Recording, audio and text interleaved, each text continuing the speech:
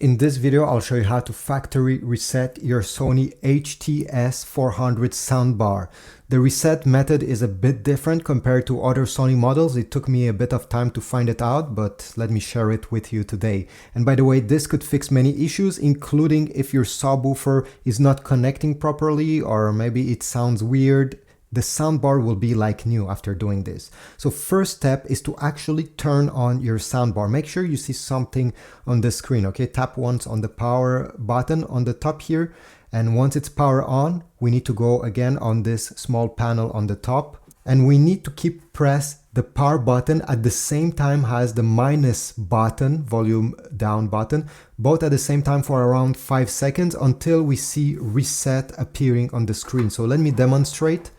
Okay, I'm pressing both of them right now and I'm taking a look at the screen. Perfect. Once you see reset, you can lift your finger and wait. You're going to see a message over here, please wait, appearing.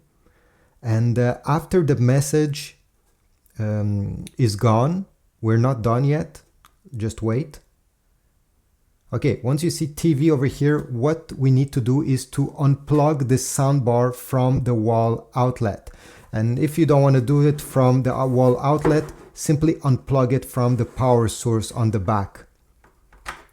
Just like that. Wait 5 seconds. And after 5 seconds passed, go ahead and plug it back.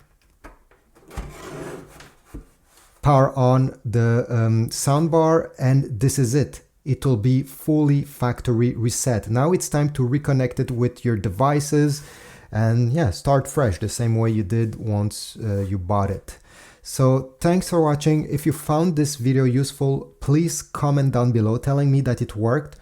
Leave a like, subscribe, and I'll see you in the next one. Have a beautiful day out there.